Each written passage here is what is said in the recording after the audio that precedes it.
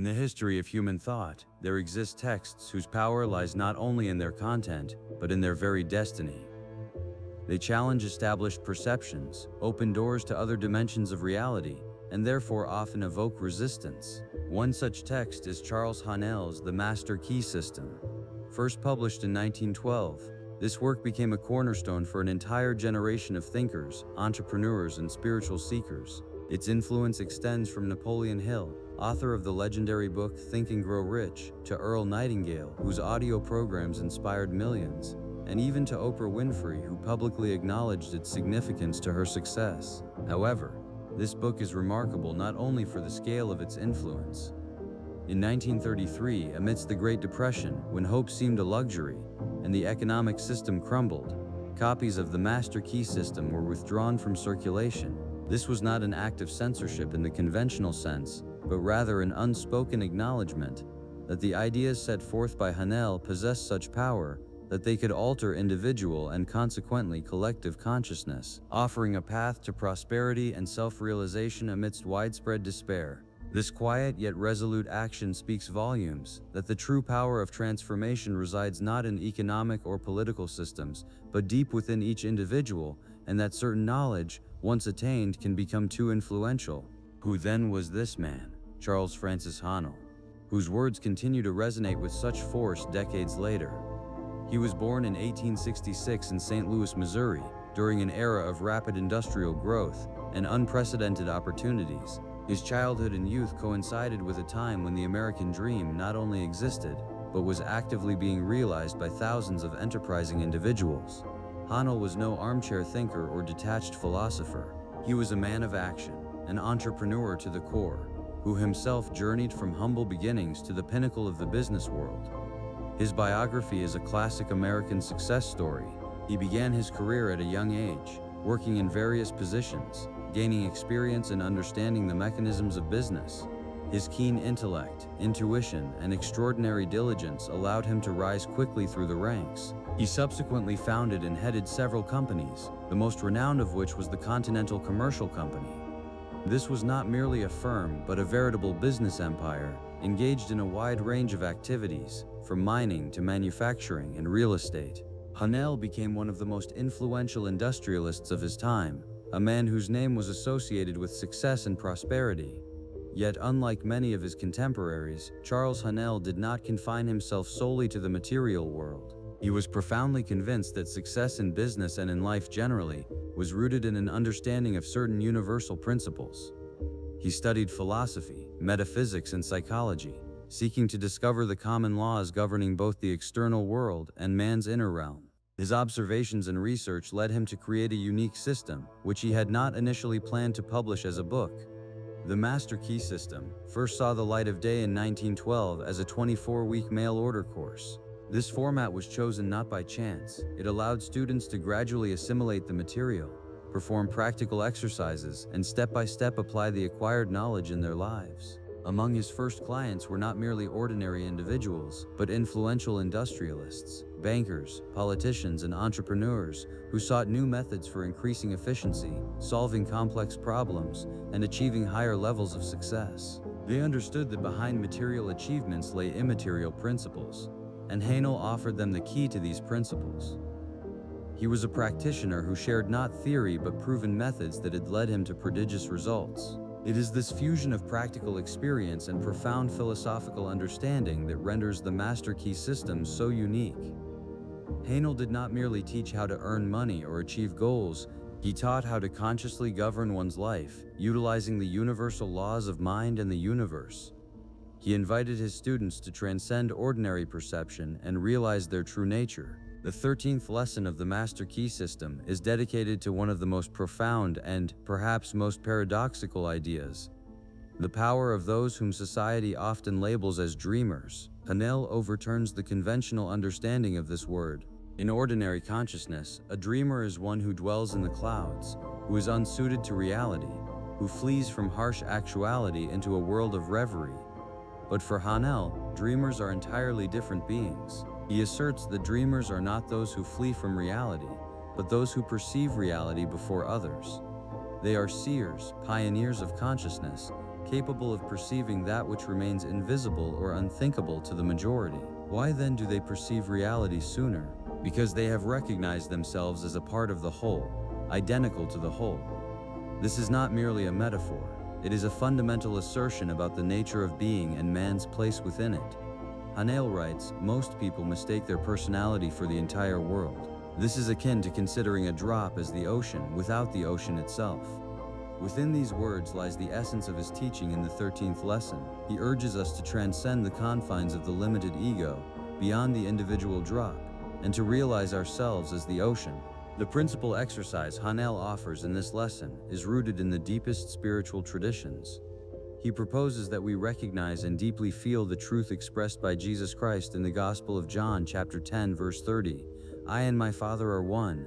For many, this may sound like a religious assertion, but Haanel employs it not as dogma, but as a metaphysical principle, indicating the indissoluble connection of individual consciousness with the universal divine consciousness. This is not an invitation to dissolve into something external, but to realize an inner identity with the source of all being. This idea of the unity and identity of the individual with the universal is not new. It permeates the ancient philosophical and spiritual teachings of many cultures, forming their very core. In the Upanishads, ancient Indian texts constituting the philosophical foundation of Hinduism, the assertion Atman is Brahman holds a central place. Atman is the individual soul, the inner self of every being. Brahman is the absolute supreme reality, the universal cosmic consciousness, the source of all being. The assertion Atman is Brahman signifies that the individual soul is not merely a part of the supreme reality, but is identical to it, that within each of us resides the entire fullness and boundlessness of the universe. This is the deepest insight into non-duality, where the seeming separation between the individual and the cosmos vanishes. Similar ideas are found in Western philosophy as well. The great Neoplatonist Plotinus, who lived in the 3rd century of our era, described the One in his Enneads as the transcendent and incomprehensible source of all multiplicity. The One for Plotinus is the absolute first principle, from which all existence emanates, pours forth. All things, from the highest intellectual entities to the material world, are stages of emanation from the One. And though they appear separate, they are indissolubly linked to the One, retaining its imprint within themselves. The purpose of human existence, according to Plotinus, lies in returning to the One, in a mystical union with it, in the realization of one's primordial connection to this universal source. 1,000 years later, in the 13th century, the German mystic Meister Eckhart expressed this same idea within a Christian context with striking clarity. He stated, "The eye with which I see God is the same eye with which God sees me." This is not merely a poetic utterance, but a profound theological and metaphysical assertion about the non-duality of consciousness. It signifies that there is no separation between the observer and the observed, between man and God at the level of the deepest inner experience. When we perceive the divine, we do so not with an external eye, but with an inner eye, which is itself a part of the divine. This eye is something common, something unified, which allows God to know himself through man, and man to know God within himself. The Kabbalistic tradition, a mystical teaching of Jewish origin, also offers its model of this universal interconnectedness.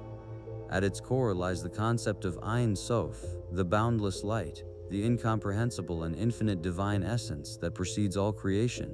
Ein Sof, while absolutely transcendent, nonetheless manifests itself through the 10 Sephiroth, 10 divine emanations or attributes that form the tree of life. These Sephiroth represent stages of divine manifestation from the abstract to the concrete, from unity to multiplicity. They are the channels through which Ein Sof becomes accessible for understanding and interaction. Each Sephiroth contains within itself information about the whole, and all are interconnected, demonstrating how the infinite one manifests in finite diversity, while preserving its integrity. These ancient teachings, separated by thousands of miles and centuries, speak of the same truth, of the fundamental unity of all existence, of how the individual self is indissolubly linked to universal consciousness. Haanel, being a man of his era, managed to translate these eternal truths into a language accessible to modern man, and to present them as a practical instrument for achieving success. But how do these ancient mystical insights relate to modern scientific discoveries? In a remarkable fashion. The science of recent decades is beginning to confirm what mystics and philosophers intuitively knew for millennia. Stephen Hawking, one of the greatest minds of the 20th century, in his famous book A Brief History of Time, published in 1988, put forth the idea that every particle of matter is quantumly connected to every other through the primordial singularity. This signifies that at the moment of the Big Bang, when the entire universe was concentrated in a single point, all its components were indissolubly joined. And though the universe expands and particles disperse over vast distances, this primordial connection, this quantum entanglement, persists. In some fundamental sense, we are all part of a single cosmic whole, originating from one point. Our existence is not merely a separate entity, but a manifestation of the singular primordial fabric of being. This idea of profound interconnectedness was also developed by David Bohm, an eminent theoretical physicist from Berkeley and a student of Albert Einstein himself. In his book Wholeness and the Implicate Order, released in 1980, Bohm introduced the concept of the holographic universe. He posited that the universe functions much like a colossal hologram, where each part contains information about the whole. If a hologram is cut in half, each half will still display the entire image, albeit less brightly. Bohm asserted that there exists an implicate or unfolded order, which is the foundation of the explicate or unfolded order that we perceive as our three-dimensional reality. In this implicate order, everything is connected to everything, and each part contains within itself all information about the whole. This signifies that at the deepest level of our existence, we are not merely particles, but holographic projections carrying within us all information about the universe. The experiments of Alain Aspect, conducted in 1982, provided empirical evidence for this astonishing interconnectedness. Working to test Bell's theorem, Aspect and his team demonstrated that two particles separated by kilometers of space remain instantaneously linked. The measurement of one particle's state immediately influences the state of the other, irrespective of the distance between them. This phenomenon, known as quantum entanglement, challenges our classical notions of space and time, suggesting that at a fundamental level there exists a non-local connection, where information is transmitted instantaneously, without traversing space. This is direct scientific confirmation that the seemingly separate elements of the universe are, in truth, part of a single interconnected system. These scientific discoveries do not merely confirm ancient insights, they provide us with a new language for understanding them. They demonstrate that the idea of I and my Father are one, or Atman is Brahman, is not merely a mystical metaphor, but reflects a profound physical reality. We do not simply reside within the universe. We are an integral, indissoluble part of it, containing within ourselves all information about the whole. It is precisely this realization that is the key to the power of those whom Haanel calls dreamers.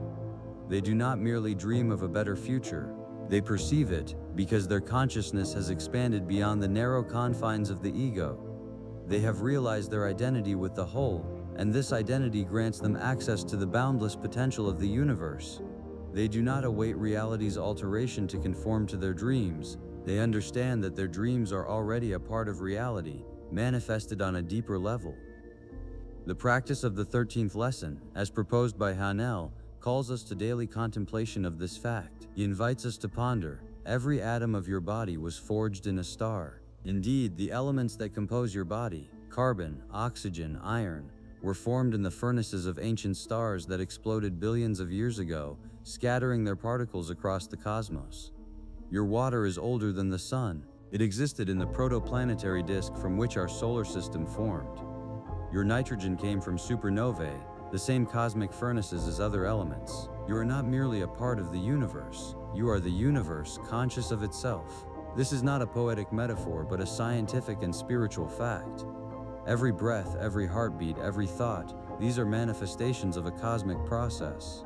When you realize this, your perception of yourself and the world transforms forever. You cease to be a small drop, separated from the ocean, and begin to feel yourself as the ocean itself, conscious of its boundlessness. This realization bestows unprecedented power, clarity, and creative capacity, which have been accessible to great dreamers and seers throughout human history. It opens the door to true mastery over one's life. This realization bestows unprecedented power, clarity, and creative capacity, which have been accessible to great dreamers and seers throughout human history. It opens the door to true mastery over one's life. It is in this context, in light of understanding our identity with the whole, that modern science begins to reveal mechanisms which Haanel and other thinkers of the past intuitively sensed. Today we possess the tools and knowledge enabling us to peer into the most recondite mysteries of being, confirming that the boundaries between you and the universe, between thought and matter, are far more permeable than we are accustomed to believe. Let us first consider the latest discoveries in the field of neuroplasticity, a phenomenon that overturns our understanding of the brain. For a long time it was believed that the adult brain was a static structure, fully formed in childhood and only slowly degrading with age. However, thanks to pioneering works such as Norman Doidge's book The Brain That Changes Itself 2007, we now know this is not the case. The brain is remarkably flexible and capable of constant change, of creating new neural connections, and even of forming new neurons throughout life. This means that our thoughts, our experiences, our actions literally restructure the physical architecture of our brain. One of the most striking and frequently cited pieces of evidence for neuroplasticity is the research by Eleanor Maguire and her colleagues, published in 2000. They studied London taxi drivers, individuals who undergo one of the most complex and prolonged training programs in the world, known as the knowledge. To obtain a license, a taxi driver must, over approximately 4 years, memorize a detailed map of London, including 25,000 streets, thousands of landmarks, and optimal routes between them, without the use of a navigation device. This is a colossal cognitive load. Maguire and her team discovered that experienced London taxi drivers exhibit a significant increase in the volume of gray matter in the posterior hippocampus, a brain region critically important for spatial navigation and memory formation. Furthermore, the longer an individual had worked as a taxi driver, the greater this volume. This is not merely a metaphor, it is a physical alteration of the brain, induced by intense mental activity. Your brain, in a literal sense, grows and changes in response to what you think about, what you study, and what you experience. If the brain can physically adapt to memorizing a city map, imagine how it can be shaped by your deepest beliefs and dreams. The dreamers Haanel speaks of may not merely envision the future, but actively forge the neural pathways that render that future more accessible to their perception and realization. Next, let us turn to epigenetics, a relatively new field of science that demonstrates our genes are not our ultimate destiny. Traditional genetics taught us that DNA is an immutable code that determines all our traits. Epigenetics, however, has revealed that environmental factors, lifestyle, and even our thoughts and emotions can switch certain genes on or off without altering the DNA sequence itself. It is as if you possess a set of musical notes, DNA, but epigenetics decides which melody from those notes is played. Dr. Bruce Lipton, in his book The Biology of Belief, convincingly demonstrates how the cellular environment, shaped by our beliefs and perceptions, directly influences gene expression. One of the most astonishing studies in this field was conducted in 2014 by Doidge and Ressler, which showed that traumatic experiences can be inherited through epigenetic changes. In the experiment, mice were subjected to electric shocks in the presence of cherry blossom scent, acetophenone, creating a persistent fear of this odor in them. What was striking was that the offspring of these mice, first generation, never having been subjected to shocks, displayed heightened anxiety and avoidance of the cherry blossom scent, and even their grandchildren, second generation, exhibited the same reaction. Further research indicated that these changes were caused by epigenetic modifications in the sperm of the males who had undergone trauma, altering the expression of the gene responsible for the olfactory receptor. This discovery has profound implications. It suggests that not only our personal experiences but also the experiences of our ancestors can influence us at a genetic level. We are not merely separate individuals. We are part of a much larger inherited system, where the past echoes in the present. Dreamers, realizing their connection to the whole, may intuitively grasp this profound continuity and the capacity to influence it. Psychoneuroimmunology (PNI) is another field that confirms the deep connection between mind and body. This discipline studies the interaction between the psyche, the nervous system, and the immune system. Candace Pert, a distinguished neuroscientist and author of the book Molecules of Emotion, 1997, demonstrated that emotions are not merely abstract feelings but biochemical signals that circulate throughout the body. neuropeptides, which she termed molecules of emotion, and their receptors are found not only in the brain but also in immune cells, in the digestive tract, in every organ. This signifies that our emotions literally permeate every cell of our body, constantly exchanging information. The classic studies by Janice Glaser and Ronald Keikolt Glaser on medical students vividly illustrate this. They found that during periods of intense stress, such as examinations, students exhibited a significant decrease in immune cell activity, slower wound healing, and increased susceptibility to infections. As soon as the stress subsided, immune function recovered. This direct and measurable effect demonstrates that your mental state not only affects your well-being but also your physical capacity to resist illness and recover. If stress can weaken immunity, it is logical to assume that positive emotions, confidence, and a clear vision of the future, characteristic of dreamers, can conversely strengthen it, creating a more favorable internal environment for health and prosperity. And finally, the placebo phenomenon, one of the most compelling proofs of the mind's power over the body. The placebo effect is an improvement in a patient's condition caused by their belief in the efficacy of a treatment, rather than by the medicinal properties of the drug or procedure itself. Henry K. Beecher, in his groundbreaking 1955 review, The Powerful Placebo, showed that on average, 30 to 60% of patients experience significant relief from various symptoms by taking an inert substance that they believe to be medicine. This effect is observed in a wide range of conditions, from pain and depression to Parkinson's disease and even some types of cancer. The mechanisms of placebo are complex and involve the release of endorphins, dopamine, changes in brain activity, and even modulation of the immune system. Essentially, your brain, convinced it is receiving aid, activates the body's internal pharmacies, producing its own potent medications. This is not mere self-deception. These are real physiological changes initiated by the power of belief and expectation. If belief in a dummy pill can heal, what then is the power of targeted conscious belief in one's own ability to create a desired reality? The dreamers Haanel speaks of do not merely hope, they believe in their vision. And this belief, as the placebo effect demonstrates, is the most potent instrument for manifesting their reality. They understand that their inner world is not merely a reflection of the outer, but its active creator. These scientific discoveries, from neuroplasticity shaping our brain, to epigenetics rewriting our genetic destiny, from psychoneuroimmunology linking our emotions to our health, to the placebo demonstrating the power of belief, all point to one and the same fundamental truth. We are not passive observers of reality, but its active participants and creators. Our consciousness, our thoughts, our beliefs possess a real, measurable power, capable of shaping both our inner world and our outer reality. This is profound scientific confirmation of what Haanel termed the identity with the whole, and what the seers of antiquity expressed in their own language. For this idea is not new. It permeates the wisdom of millennia, finding its reflection in ancient texts and teachings that, though employing different terminology, point to the same fundamental connection between human consciousness and universal being. These parallels are not mere coincidences. They are echoes of a singular truth that reverberates through ages and cultures. Consider, for instance, the Hermetic tradition, tracing its origins to the legendary figure of Hermes Trismegistus. His teachings, set forth in texts known as the Corpus Hermeticum, and especially in the Poimandres, are a cornerstone of Western esoteric thought. The central principle of Hermeticism, as above so below, as within so without, perfectly expresses the idea of the identity of part and whole.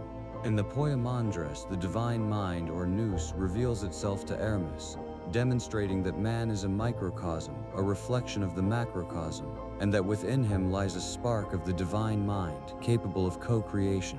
Man, according to Hermes, is not merely created by God, but is a co-creator, endowed with the ability to shape his reality through thought and will, for he bears within him the image and likeness of the One. This is direct confirmation of Haanel's concept of dreamers who perceive reality before others, because their consciousness has expanded beyond the ego, realizing their divine nature. Buddha Shakyamuni, who lived in the 6th century BCE, also emphasized the fundamental role of the mind in shaping reality. In the first verse of the Dhammapada, one of the most renowned texts of the Buddhist canon, it states, "Mind precedes all mental states, mind is their chief. They are all mind-wrought." These words are one of the clearest and most concise expressions of Buddhist philosophy on the nature of reality. Buddha taught that our world, our experiences, our suffering, and our liberation all are products of our own mind. If the mind is pure, happiness follows it like a shadow. If the mind is defiled, suffering follows it like the wheel of the cart follows the ox. This teaching is not merely an exhortation to positive thinking. It is a profound metaphysical assertion that reality, as we perceive it, is not absolutely objective and independent of consciousness, but is shaped and colored by our thoughts and intentions. A dreamer, in the Buddhist understanding, is one who realizes this truth and consciously uses their mind to create what is desired, rather than being a passive victim of circumstances. The Indian philosophical tradition, particularly Vedanta, offers an even deeper immersion into this idea. The Yoga Vasista, one of the most extensive and profound texts of Vedanta, presents a dialogue between the sage Vasista and Prince Rama. In this text, it is asserted that the entire world is nothing but a manifestation of consciousness, or Brahman. All phenomena, all objects, all beings, these are mental projections akin to dreams. There is no objective reality existing independently of the mind. Vasista employs numerous analogies to illustrate this viewpoint. For instance, comparing the world to a dream world, which appears absolutely real while we sleep, but vanishes as soon as we awaken. He asserts that similarly, our waking world is a grand dream, manifested from the one consciousness. The realization of this is the key to liberation. For Haanel, this is equivalent to understanding that I and my Father are one, that individual consciousness is identical to the universal, and that this identity grants the ability to shape the dream of reality. In the mystical tradition of Judaism, the Kabbalah, there is also a profound understanding of the unity of all existence. A central concept here is Ein Sof, which means boundless light or without end. This is the absolute, incomprehensible essence of God prior to all creation. From Ein Sof emanate the 10 Sephirot, 10 divine attributes or spheres, through which the boundless light manifests and creates the universe. Each Sephira is an aspect of the One, and the entire cosmos, including man, is their reflection. Man, or Adam Kadmon, is regarded as a microcosm containing within himself all 10 Sephirot, and through him one can comprehend and influence the divine worlds. The goal of Kabbalistic practice is to realize this inner connection with Ein Sof, to restore harmony between the Sephirot within oneself, and thereby influence the harmony of all creation. This deeply resonates with Haanel's idea that by realizing oneself as a part of the whole, identical to the whole, man gains access to boundless potential. The Stoics, such as Epictetus and Marcus Aurelius, who lived in ancient Greece and Rome, also taught of the profound interconnectedness of all existence and man's role in this cosmos. They believed that the universe is governed by a rational principle, or logos, which permeates all things. Marcus Aurelius, the philosopher-emperor, wrote in his Meditations, "The universe is one living being, possessing one substance and one soul." The Stoics urged living in harmony with nature, understanding that we are a part of this great cosmic order. They taught that we cannot control external events, but we can control our thoughts, judgments, and reactions to these events. It is through inner discipline and the acceptance of one's role in the grand cosmic design that man achieves serenity and wisdom.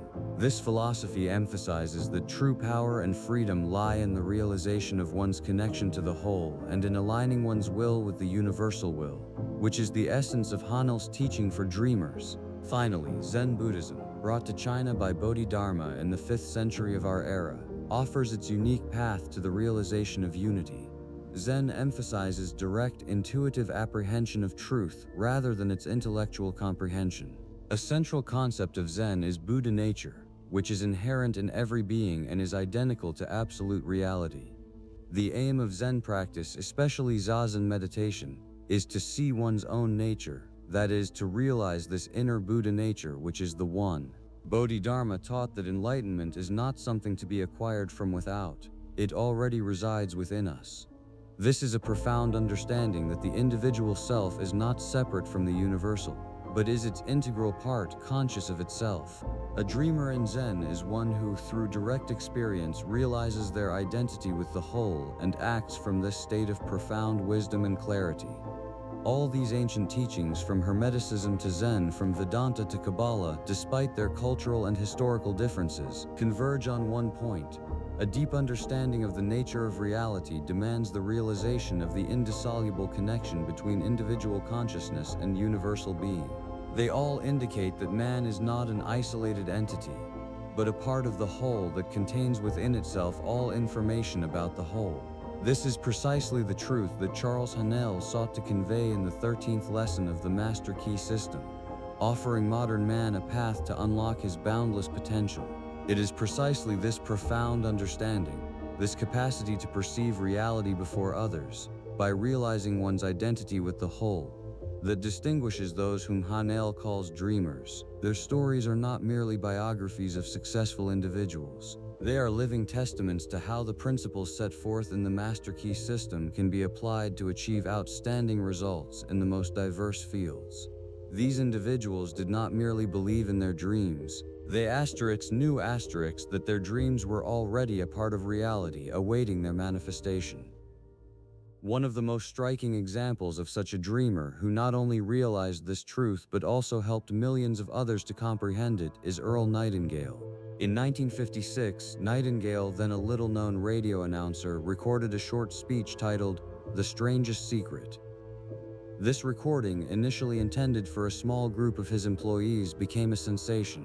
It became the first audio course in history to sell over 1 million copies, and effectively spawned an entire industry of motivational and self-development audio programs. What then was the strangest secret? Nightingale directly stated, "We become what we think about." He asserted that success or failure in life is not the result of luck or chance, but a direct consequence of our dominant thoughts. If an individual consistently thinks about a goal, about what they wish to achieve, their mind begins to work towards the realization of that goal, attracting the necessary resources and opportunities. Nightingale, as a young man, was inspired by Napoleon Hill's book Think and Grow Rich, and realized that the principles of success are universal. He intuitively understood that thoughts are not merely ephemeral phenomena, but powerful creative forces capable of shaping our reality. His strangest secret is a direct application of Haanel's idea that consciousness is the cause, and the material world is the effect. Nightingale was a dreamer who not only perceived this truth but also found a way to convey it to a wide audience, transforming the lives of countless individuals. Napoleon Hill, mentioned by Nightingale, is himself one of the greatest dreamers and systematizers of success principles. His story began with a fateful meeting with one of the wealthiest men of his time, Andrew Carnegie, in 1908. Carnegie, being a discerning individual, recognized potential in the young Hill and offered him an unusual task: to spend 20 years researching the lives of America's most successful people to identify the universal principles that led them to success. Carnegie believed that these principles could be systematized and imparted to others. Hill accepted this challenge and over 2 decades interviewed such titans as Henry Ford, Thomas Edison, John the 500th, Rockefeller, Alexander Graham Bell, and even Nikola Tesla. The result of this colossal endeavor was his monumental book Think and Grow Rich, published in 1937. In it, Hill presented 13 principles of success, including concepts such as desire, faith, autosuggestion, specialized knowledge, imagination, and the power of the master mind. Many of these principles directly echo Haanel's teaching. Hill, like Haanel, emphasized that all achievements begin with an idea, with a thought, with a clear vision of what one desires. He taught that the subconscious mind, being a connecting link to the universal mind, is capable of transforming these thoughts into reality.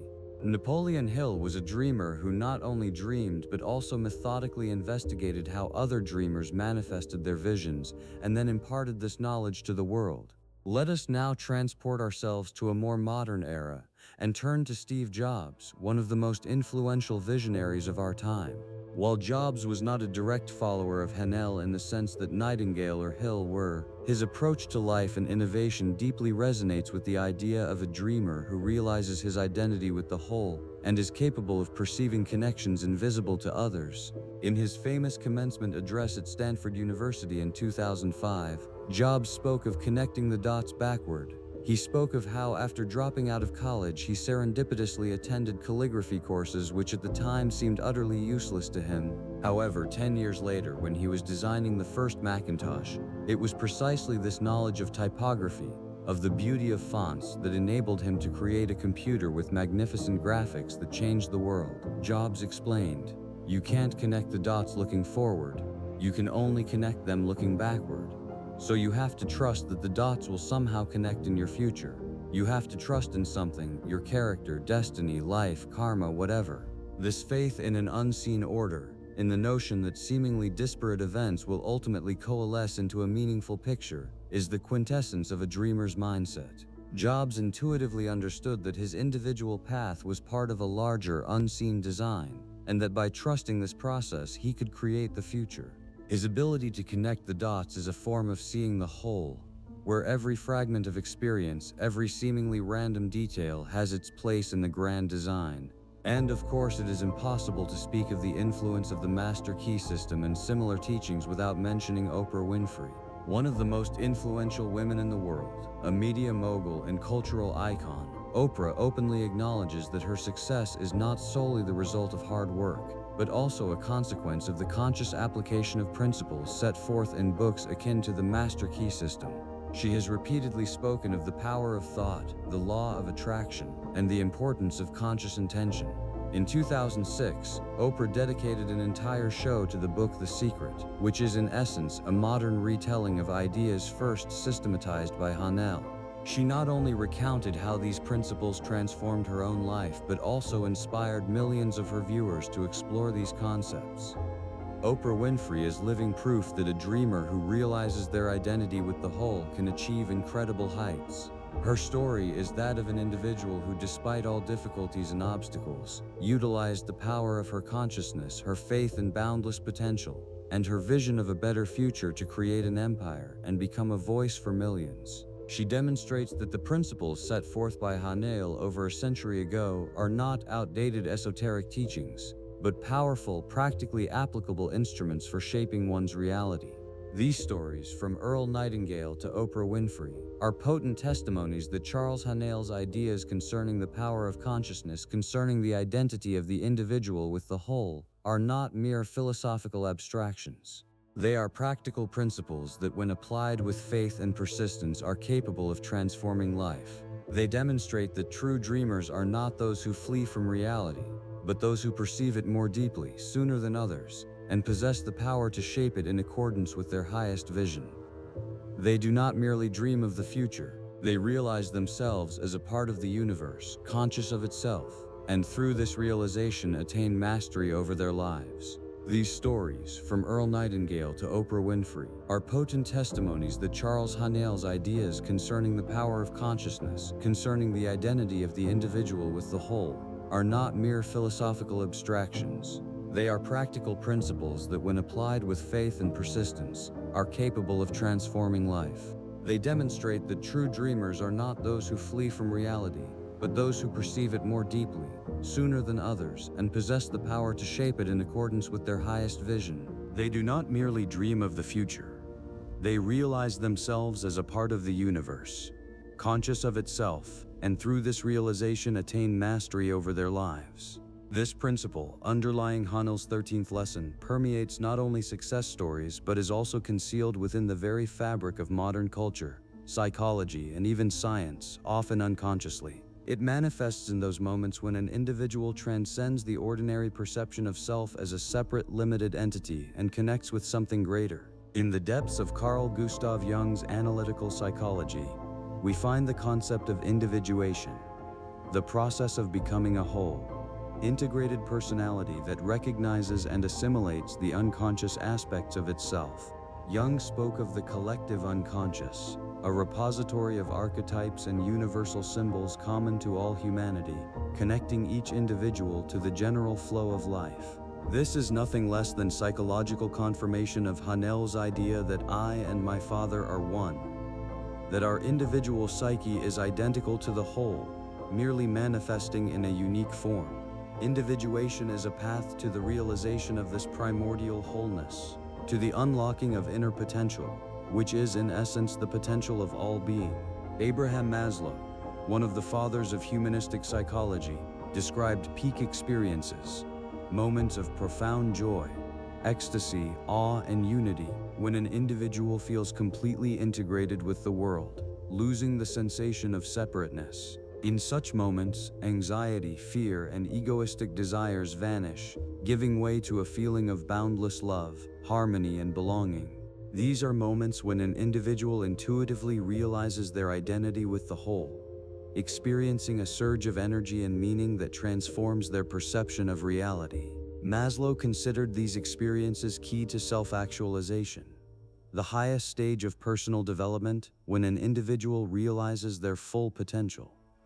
Even in cognitive psychology, seemingly distant from metaphysics, we discern echoes of this principle. Daniel Kahneman, a Nobel laureate, in his work Thinking Fast and Slow, describes two systems of thinking. System 1 is a fast, intuitive, emotional system that operates with holistic images and instantaneous judgments. System 2 is slow, logical, analytical, requiring effort. Haanel's true dreamer learns not merely to rely on intuition, but develops it, purifies it from conditionings, allowing it to draw information from depths inaccessible to ordinary logic. This is akin to how System 2, through training, increasingly trusts and guides the intuitive insights of System 1, enabling an individual to perceive solutions and opportunities that remain invisible to the majority. Mihaly Csikszentmihalyi, in his concept of flow, describes a state where an individual is completely absorbed in an activity, losing the sense of time, self-consciousness, and separateness from the task. In this state of optimal experience, the individual and their action become one, and outstanding results are achieved. Athletes call this the zone, artists the muse, programmers the state of deep concentration. This is nothing less than a practical manifestation of the principle of identity with the whole, where the ego dissolves and the individual becomes a pure conduit for creative or performative energy. In the world of sports, where the line between victory and defeat is often determined not only by physical prowess but also by mental disposition, this principle manifests with particular vividness. Michael Jordan, the basketball legend, often spoke of the zone he entered during crucial games. This was a state where he felt one with the ball, the hoop, the game, where every movement was intuitive and flawless. He did not merely play basketball. He was basketball. His belief in his abilities, his mental preparation, and his capacity to visualize success were indissolubly linked to his outstanding achievements. Similarly, Kobe Bryant, another great basketball player, developed his Mamba mentality, a philosophy of relentless dedication, continuous self-improvement, and absolute confidence in one's abilities. Bryant taught that one should not merely desire to win, but that one will win, even before the game begins. This knowledge stems not from arrogance, but from a profound realization of one's potential, one's connection to the game, and one's ability to shape the desired outcome.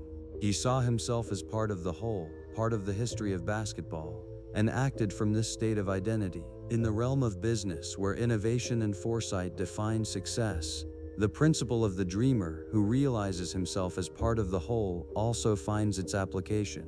Jeff Bezos, the founder of Amazon, is known for his day one mentality. He constantly reminds his employees that every day should be like the very first day of the company's existence, a day when one must be flexible, innovative, ready for experimentation, and unafraid of failures. This is an approach that allows him to foresee the future of retail and technology long before competitors, to constantly rethink business models, and to act from a position of boundless possibilities rather than limited resources. He does not merely manage a company, he shapes the future.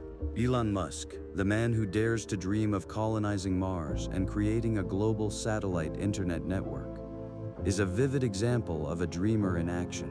His capacity to perceive the world not as it is but as it could be stems from a profound conviction in the boundless potential of the human mind and technology. He does not merely create companies, he creates the future, realizing himself as part of a global process of evolution. His vision is so vast that it transcends personal ambitions, becoming a part of the collective striving for progress. Warren Buffett, one of the greatest investors of all time, demonstrates this principle through his ability to perceive the fundamental value of companies, disregarding short-term market fluctuations. He does not merely purchase stocks. He acquires a part of a business, a part of the economy, and his decisions are based on a profound understanding of how these parts interact within the framework of the whole.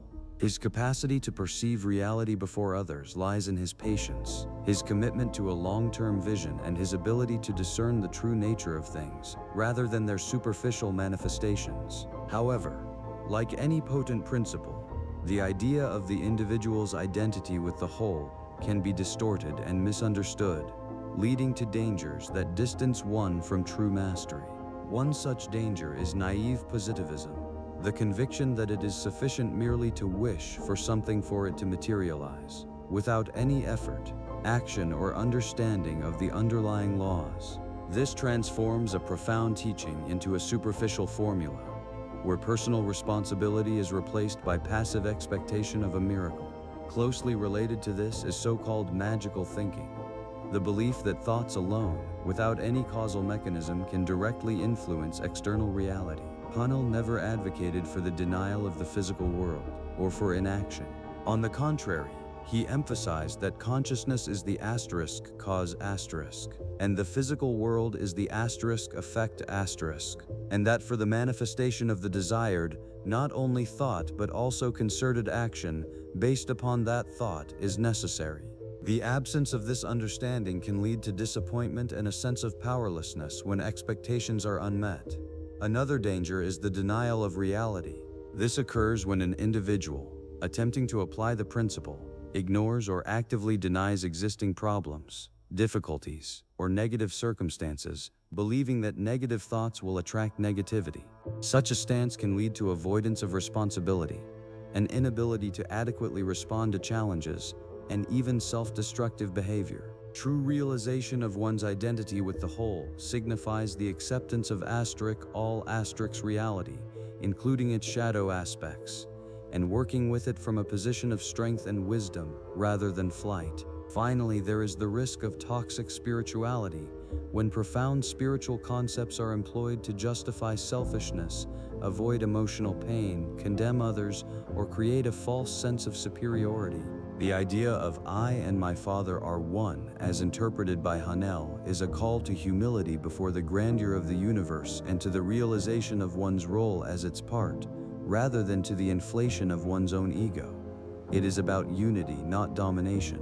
When the principle transforms into a tool for avoiding personal responsibility or for creating an illusory world, it loses its transformative power and becomes an impediment on the path to true mastery. Understanding these dangers is critically important for applying Haanel's teaching with wisdom and efficacy. Now that we have realized the depth and potential of the 13th lesson, as well as its possible pitfalls, it is time to proceed to practical application. For knowledge without action is mere information, and true understanding is attained through experience. The following techniques, designed for a 30-day practice, will assist you in beginning to realize your identity with the whole, and to unlock the potential of the dreamer capable of shaping their reality. Practice of realizing identity with the whole. 30 days of transformation. These exercises are designed not merely to alter your thoughts, but to reconfigure your inner state, enabling you to more deeply sense your connection with the universe. Select 1 or 2 exercises per day and perform them sequentially. Asterisk 1. Daily silent contemplation, asterisk.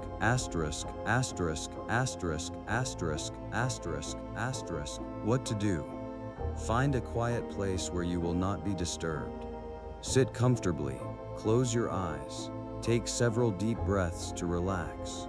Then, for the entire duration of the practice, focus on one of the phrases, I and my Father are one, or I am the universe, conscious of itself. Do not analyze it, simply allow it to resonate in your consciousness like a mantra. If thoughts distract you, gently return to the phrase.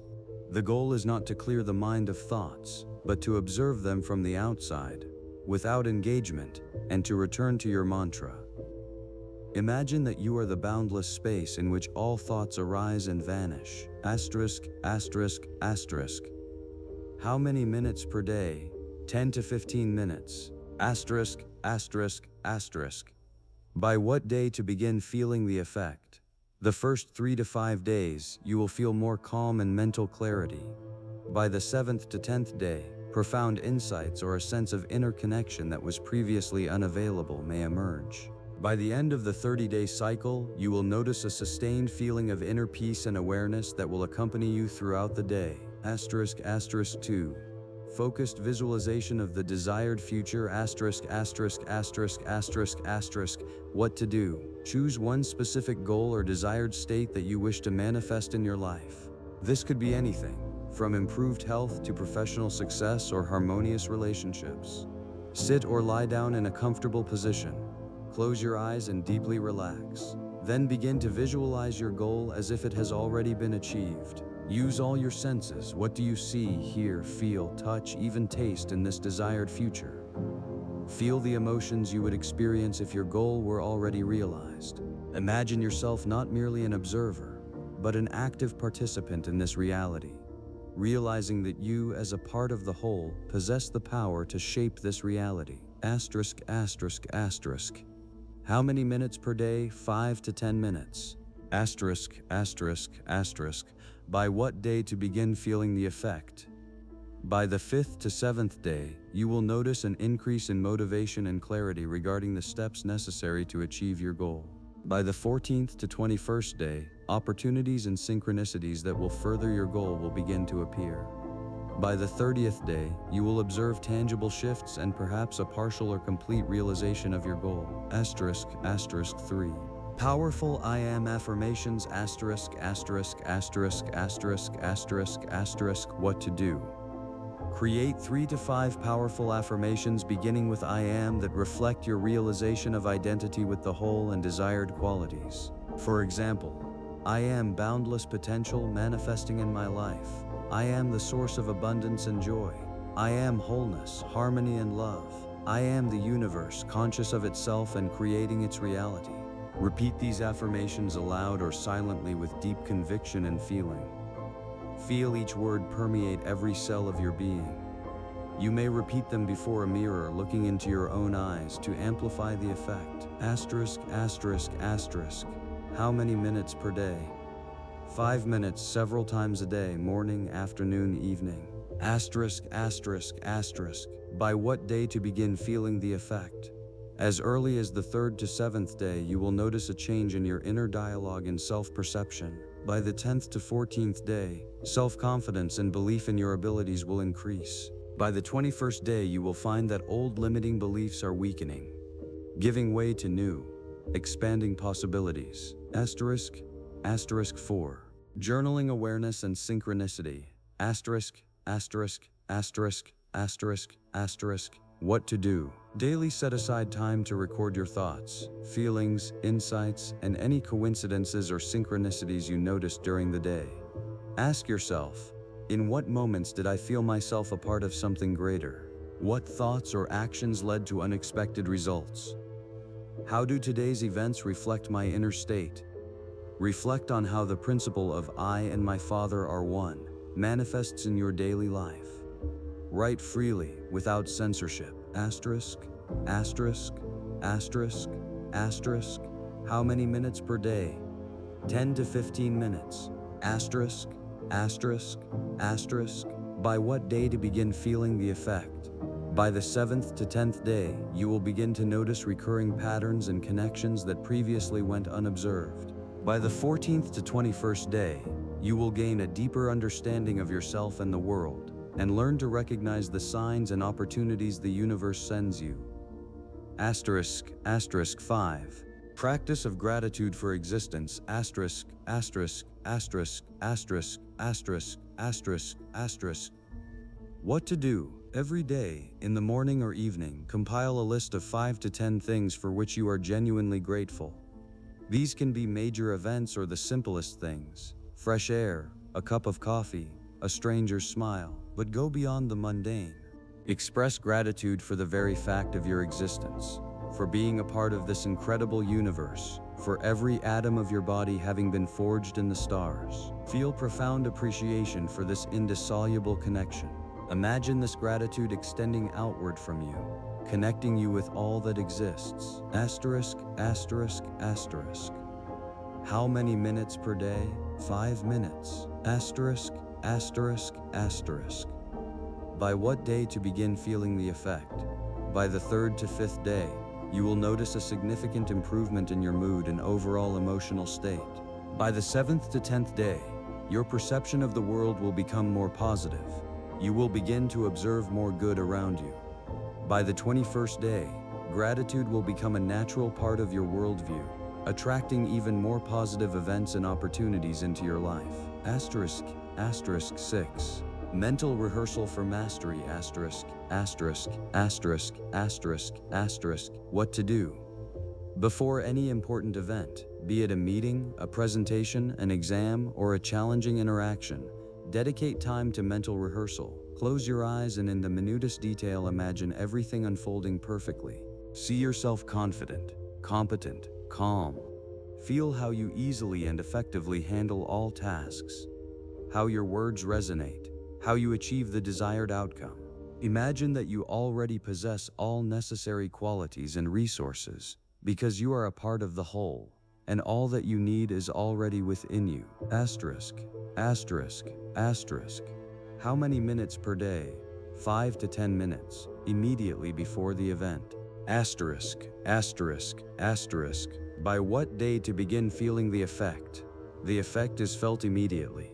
Anxiety diminishes, confidence increases. After 1 to 3 days of practice, you will notice an improvement in your performance and ability to cope with stressful situations. By the 7th day, you will discover that your capacity for mental rehearsal becomes more potent and the results more predictable. Asterisk, asterisk 7. Shifting focus. From ego to awareness. Asterisk, asterisk, asterisk, asterisk, asterisk, asterisk. What to do? Throughout the day, when you feel stress, anxiety, anger, or any other negative state, consciously pause. Observe your thoughts and emotions, but do not identify with them. Remind yourself, I am not my thoughts. I am the awareness that observes them. Then consciously shift your focus to something that evokes a sense of connection, peace, or gratitude within you. This could be your breath, the sensation of your body, the beauty of nature outside your window, a memory of a loved one, or simply inner silence. This is an instantaneous return to your true self, to the realization of your identity with the whole. Asterisk, asterisk, asterisk. How many minutes per day? As needed, from a few seconds to several minutes. Asterisk, asterisk, asterisk. By what day to begin feeling the effect? As early as the 1st to 3rd day, you will feel relief and be able to exit negative states more quickly. By the 7th to 10th day, you will gain greater control over your emotional reactions. By the 21st day, this process will become natural to you, and you will spend most of your time in a state of inner peace and awareness. Charles Haanel's 13th lesson unveils for us one of the deepest truths of the cosmos. The true dreamer is not one who flees from reality, but one who realizes themselves as reality itself, capable of boundless creation. You are not merely a part of the universe. You are the universe, conscious of itself. Every atom of your body was once forged in the heart of a distant star. Every molecule of water within you is older than the sun, and the nitrogen forming the basis of your DNA came from supernova explosions. You are the cosmos, embodied in form, and in this realization lies boundless power. This is not merely a philosophical concept. It is a practical key to mastery over one's own life. It is the understanding that you are not separate from the source of all being, but identical to it. And when you begin to live from this realization, your life transforms. Your vision becomes clearer, your actions more purposeful, and your possibilities more boundless. In the next lesson, we shall delve into how this realization becomes the key to unlocking doors that seemed barred, how it enables us to surmount obstacles that once appeared insurmountable, and how it guides us toward true prosperity in all aspects of our lives. For when the drop realizes itself as the ocean, it gains all its might. Imagine not merely a dewdrop sparkling on the morning grass, but a drop that realizes that within its tiny sphere is reflected all the grandeur of the rising sun, the boundless sky, and the infinite depth of the ocean from which it once ascended. This drop is not separate from the whole. It is the whole, manifesting in a unique form.